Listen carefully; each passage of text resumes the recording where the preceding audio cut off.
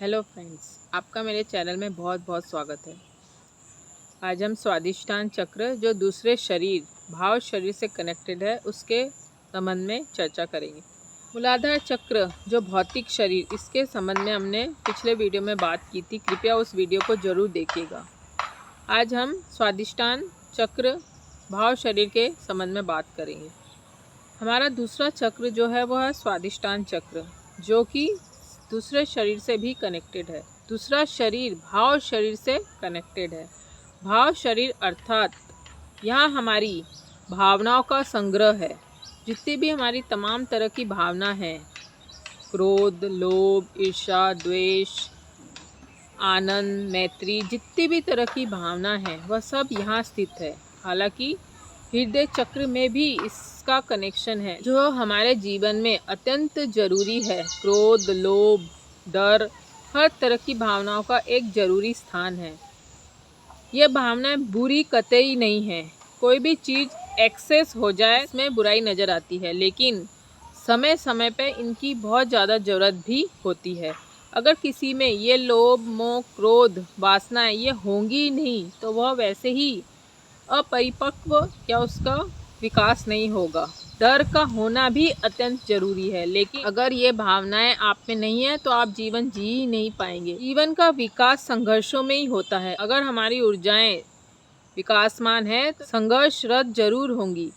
हर चक्र की दो संभावना है, वैसे ही स्वादिष्टान चक्र की भी दो संभावना है। पहली जो प्राकृतिक रूप से मिली भी, और दूसरी जो हमें रूपांतरण करके मिल सकती है। पहली संभावनाएं क्रोध, लोभ, मोह, डर, संताप, जितने भी ऊर्जाएं हैं, नकारात्मक या सकारात्मक, जितने भी भाव हैं, वह सब सेकंड शरीर एथरिक बॉडी से कनेक्टेड है। और हमारा जो भाव शरीर है, इसका गुण तत्व जो है वह है जल तत्व। कहीं भी आपके शरीर में कोई भी तरीके की बीमारियां उत्पन्न होती हैं, जल तत्व से कनेक्टेड जो भी होती हैं, जैसे कफ से रिलेटेड हो गया, वाटर रिटेंशन हो रहा, या आपके भीतर कोई भी पानी से रिलेटेड जो भी डिहाइड्रेशन हो रहा, तो वह स्वादिष्टान चक्र से ही जुड़ी होती हैं। अगर आप बहुत ज़्यादा कफ प्रधान व्यक्ति हैं तो आपके भीतर जल तत्व की अधिकता है।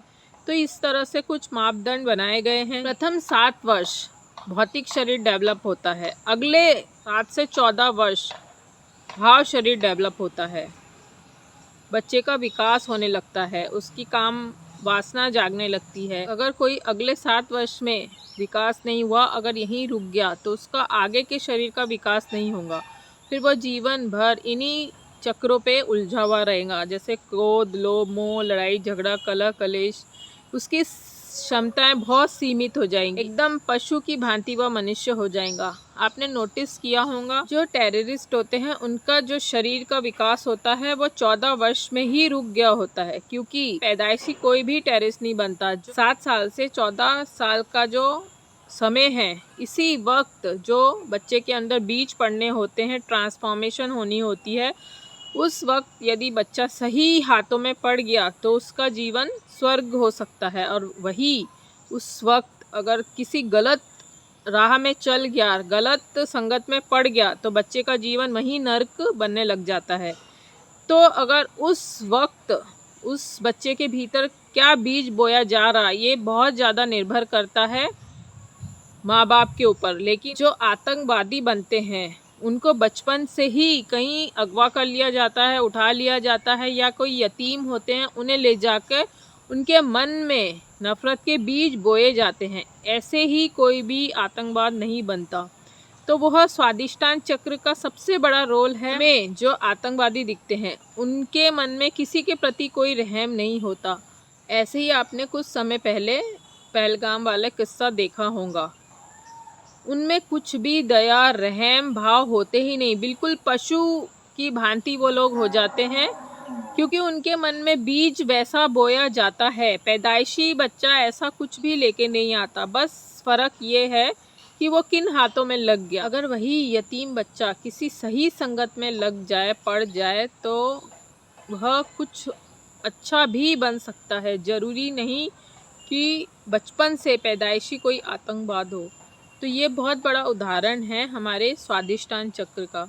सेकंड शरीर हमारे लिए बहुत ज़्यादा महत्वपूर्ण इसलिए है कि यहीं अगर कोई रुक गया तो वह पशु भांति हो जाएगा। यदि किसी के भीतर डोमिनेट कोई भी नकारात्मक ऊर्जा है, जैसे डोमिनेट कोई भाव है, क्रोध, लोभ, मोह, ईर्ष्या, द्वेष, जलन, नकारात्मकता का कोई भी भाव प्रधान है, तो आप यहाँ से समझ सकते हैं कि उसकी सारी जीवन ऊर्जा उसी चक्र के इर्द गिर्द मंडराती रहेंगी। वो हर वक्त कोई ना कोई उसके पास कारण होगा क्रोधित होने का, अपना गुस्सा बाहर निकालने का, क्योंकि उसने समय रहते उसको ट्रांसफॉर्म किया ही नहीं, क्योंकि हमें किसी ने सिखाया नहीं। कई कारण बन जाते हैं, हमें अपनी जिम्मेदारी लेने की बजाय हम दूसरे पे थोप देते हैं, या माँ बाप पे थोप देते हैं कि हमें बताया नहीं, सिखाया नहीं, या फिर हम किसी और पे थोप देते हैं कि ऐसा हमारा समय था, या कुछ नहीं बचा तो किस्मत और भगवान तो अक्सर अवेलेबल रहते हैं। मनुष्य रूपांतरण करना ही नहीं चाहता। एक मैच्योर अवस्था में आने के बाद हर किसी को पता चल जाता है कि हम सही जा रहे हैं या गलत जा रहे हैं। अब उसकी जड़ें इतनी ज़्यादा मजबूत हो जाती हैं, उसके पास रूपांतरण करने के लिए कोई ठोस फीलिंग नहीं होती, भीतर कोई ऐसा भाव नहीं होता, कोई संकल्प नहीं होता, क्योंकि जो दूसरे शरीर पे अटक गया वो कभी उसका तीसरा शरीर यानी कि विल पावर, संकल्प शक्ति क्षीण रहेंगी, कभी विकसित नहीं हो पाएंगी, क्योंकि संकल्प लेना तीसरे शरीर की संभावना है। इसीलिए जो भी जल तत्व प्रधान है, जिनका भी दूसरा शरीर भाव शरीर अविकसित रह गया है, वो बहुत ज़्यादा क्रोधित, गुस्सा, हिंसा या बहुत ज़्यादा नकारात्मक, उसके अंदर ये सब द्वंद्व चलते रहेंगे। वो कभी भी सेटिस्फाइड नहीं हो पाएगा, या तो बहुत ज़्यादा काम वासना में लिप्त रहेगा, या बहुत ज़्यादा पशु की तरह क्रोधित, लड़ाई झगड़ा, द्वेष, ये सब भावना उसके अंदर हमेशा आपको देखने को मिलेंगी। अगर हमें दूसरा शरीर विकसित करना है, जो भी हमारी प्राकृतिक संभावना है, सर्वप्रथम उसको स्वीकार करना होगा, क्योंकि जब तक कि आप अपनी प्राथमिक संभावना को पहचानते नहीं, स्वीकार नहीं करते, हम उससे आगे नहीं बढ़ सकते। दूसरी बात कि हमें ऐसा मार्ग खोजना होगा कि अपनी संभावनाओं को कैसे हम ट्रांसफॉर्म कर सकें, अपनी भावनाओं को कैसे हम समझ सकें और उसका रूपांतरण कर सकें। उसके लिए सबसे अच्छा तरीका है ओशो का सक्रिय ध्यान अवश्य करें। जैसे आप ओशो का सक्रिय ध्यान करते हैं, उसकी सीधा चोट आपके स्वादिष्टान चक्र पे पड़ती है। जैसे जैसे स्वादिष्टान चक्र की ऊर्जा मुक्त होने लगेंगी, वैसे वैसे ऑटोमेटिक आपका रूपांतरण होने लगेगा। क्योंकि जब तक आप अपने जीवन की खुद की जिम्मेदारी नहीं लेते, खुद का रूपांतरण करने का अंदर संकल्प पैदा नहीं करते, तब तक आपके जीवन में कोई भी विकास संभव नहीं है। यह तो हो गई हमारे दूसरे चक्र की प्राथमिक संभावनाएं, जो हमें प्राकृतिक रूप से मिली गई है। यदि भाव शरीर का रूपांतरण हो सके, यह भाव प्रेम, आनंद, करुणा, रचनात्मकता में तब्दील हो जाते हैं। अब इसको अपनी ऊर्जा को ट्रांसफॉर्म करना कैसे है? पहली बात जो मैंने आपको बताई वो है सक्रिय ध्यान। दूसरी बात कि कुंभक लगाने की कला सीखें। जो योग के अनुसार एक कुंभक लगाया जाता है, उससे भी हमारा स्वादिष्टान चक्र सक्रिय होता है। और तीसरी बात जो सबसे बहुमूल्य है, स्वादिष्टान चक्र का जो मंत्र है वह है वम, जिससे हमारा जल तत्व संतुलित होता है। जिसका एक्टिव नहीं है वह एक्टिव होगा, सक्रिय होगा। अगर आप प्रतिदिन वम मंत्र की चैंटिंग करते हैं तो यह आपका जल तत्व संतुलन में लेके आएगा, जिससे हमारा सेकंड शरीर भाव शरीर शुद्ध होता चला जाएगा। आपकी भावनाएं जो बहुत ज़्यादा आपको परेशान करती हैं वह सकारात्मक होती चली जाएंगी। इसीलिए जो दूसरा शरीर है उसके लिए जो मंत्र है स्वादिष्टान चक्र का वम है। वम मंत्र का उच्चारण करने से आपका जल तत्व की जितनी भी शारीरिक समस्या है वह भी समाप्त हो जाएगी। लेकिन अब ये सुपर फास्ट तरीके से कुछ नहीं होगा, आपको कंटिन्यूस 2 से 6 महीने इसकी प्रैक्टिस करनी होगी।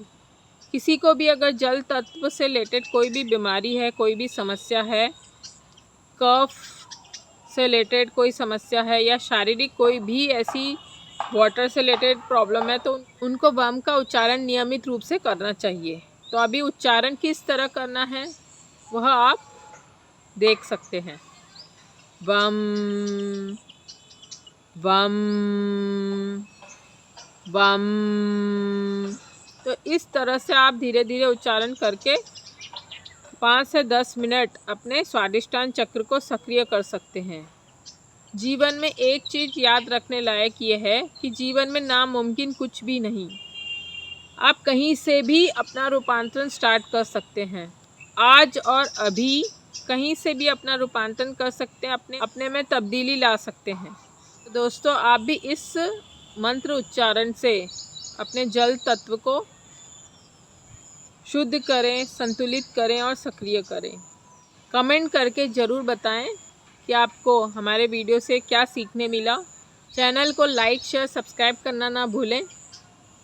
जल्द मिलेंगे नए किस्से कहानी के साथ। तब तक शुभेच्छा।